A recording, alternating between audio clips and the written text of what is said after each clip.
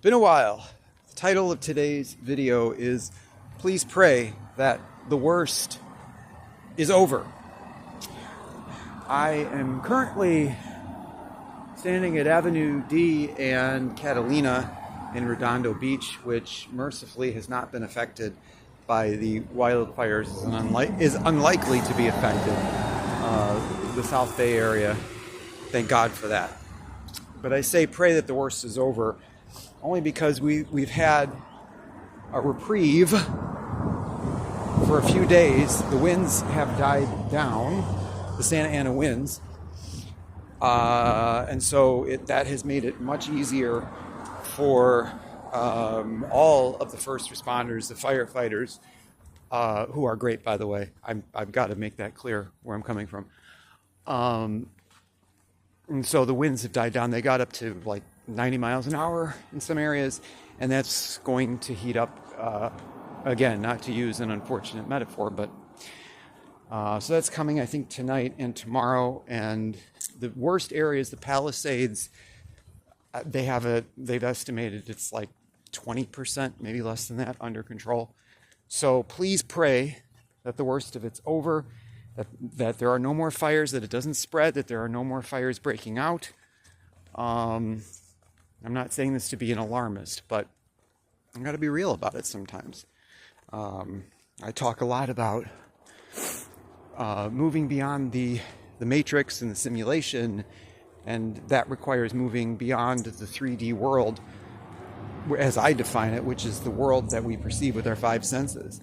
When you can move beyond that, and you can't always move beyond that, but when you have found essentially a way to be centered so that you can move beyond that and trust your intuition and trust your abilities beyond the 5D, beyond the 3D, that's ideal. But still, what is important, and what is what is. And the interesting thing about that is I found myself kind of slipping and backsliding into this old sort of, I don't know, melancholic, blue, depressing mindset. It's understandable why. But I figured it out. I figured out what I need to do. And by the way, this is the third take of this video. Yesterday, I recorded what I thought was going to be a good one, but I have a new phone, and the sound is kind of wonky. I think I fixed the problem. So I think we can move on from that, and hopefully this will be a keeper.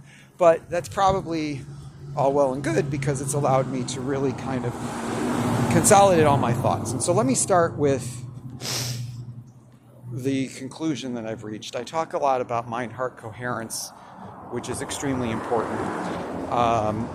It's as important to understand something rationally as it is to feel it.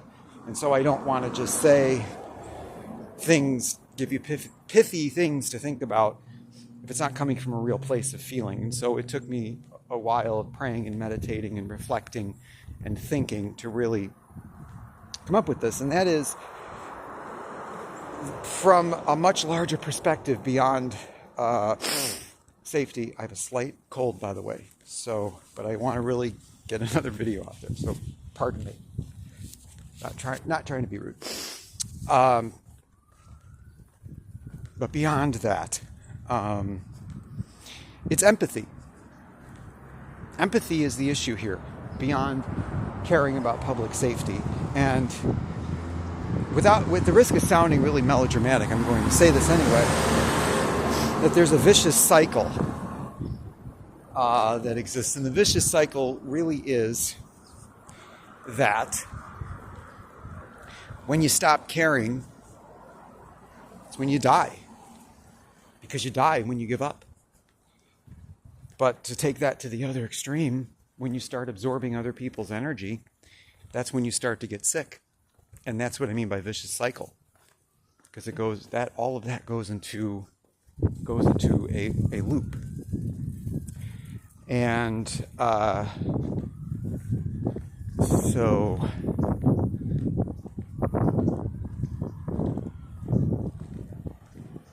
And so how do you protect yourself when you're dealing with a tragedy like this? And you empathize with the concept of loss, the feeling of loss in general, right? It's not easy. Because there's a lot of political divisions here. A lot of the victims of this are people that I'm not aligned with politically, with good reason, but I still care, and I still feel their pain, yes, and I still feel a sense of empathy. And so, how do you protect yourself from that? That's what I had to reflect upon, because what does that boil down to? When you empathize with people that are not mind-heart coherent, that's how you get into that sick mindset, especially if you're healthy. It's dangerous to be a pure empath, but we can empathize, all of us, with everyone who's going through this, can empathize with loss. I didn't lose a home, I didn't lose memories, I didn't lose an entire life, and it's so easy, especially when this is happening, to not feel that, to not empathize and sympathize with that, and to really care about that and what those people are going through. There's criticism to go around. It's not just the government, it is the residents. Not all of them are bad, but there's blame to go around with everybody. When they did the evacuation warning in my area, I waited till the next day, and there was never an evacuation order, but I probably should have left when the warning came on.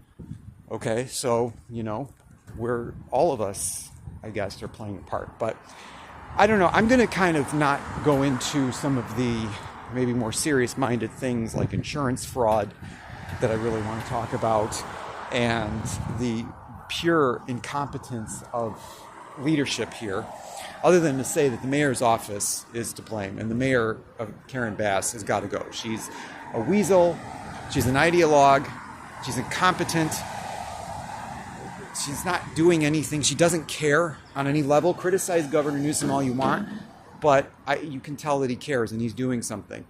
And if you compare his altercation with angry constituents actually talking to them, right? It's a world of difference from what Bass is doing, which is to just give these meaningless boilerplate responses. So I don't want to get on a soapbox about all of that, but that's what I wanted to say about that. And of course, I have other things that I would like to continue working on. My writing class, I'm going to use these videos. I'm still in kind of this mode of talk draft. I don't have in-camera editing, but let me see if I can get a shot of the ocean here. Isn't it gorgeous? I'm using the camera function and not zoom for this. I don't know if you guys can see this. Can't really cut back and forth. But anyway, so I'm going to kind of wrap it up here. But I think you can see it in the back of me. Absolutely gorgeous. So the writing system that I'm developing is for developing a short script, which can be applied to any form of writing. It comes down to 7 basic overall steps. Brainstorming, conceptualizing, write your first scene. Sorry, bear with me.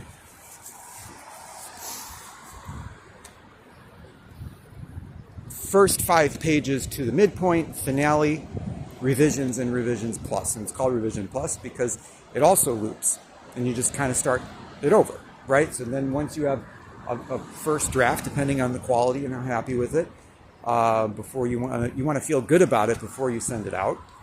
But it's essentially the same thing. You brainstorm. What do I do now, right? I'm dealing with that, incidentally, with a feature-length screenplay that I'm working on. That I think this is the one. I think this is the one that's finally going to get me in to get some of my scripts, one of my scripts produced. And it's a very similar problem that right now I kind of had to, the fires have caused me to rethink some things, and so I have to go back. I don't want to set up a bunch of stuff in the third act. I'm in the last 20 pages of it. But it's very tedious. Then you have to go back to the beginning of the script and set up things that you're paying off at the end. So it's the same thing. I'm looping through. I'm brainstorming. How do I handle this? Once I brainstorm, I'm going to write some ideas down, conceptualize everything. Once you have it conceptualized, then you get down to the nitty-gritty, dialogue, the emotional concepts, the visceral stuff, right? How do we engage with story through scenes? It gets more and more as you ratchet that process down or up or right or however you want to look at that. It starts to get more visceral and immediate. And then when you loop on, you go back to ideas and concepts and putting it all into words. So as I refine what I'm doing here on YouTube more and more, I'm going to have more videos dedicated to teaching writing. And I'm going to have more videos dedicated to meditation and law of attraction and prayer and some other things I'm working on as well. But I'm going to leave it at that. Don't want to confuse anything. Once again, I'm going to end it here. Please pray. Please, as hard as you can. Even if you're not religious, please pray anyway. Because it's devastating what's going on in LA. For everybody. God is no respecter of persons.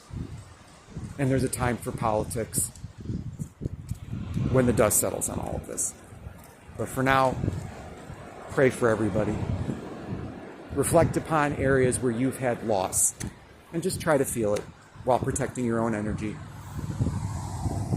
Thank you, everybody. Thank you for watching. And there's going to be more awesome content to come. Thanks. Have a good one.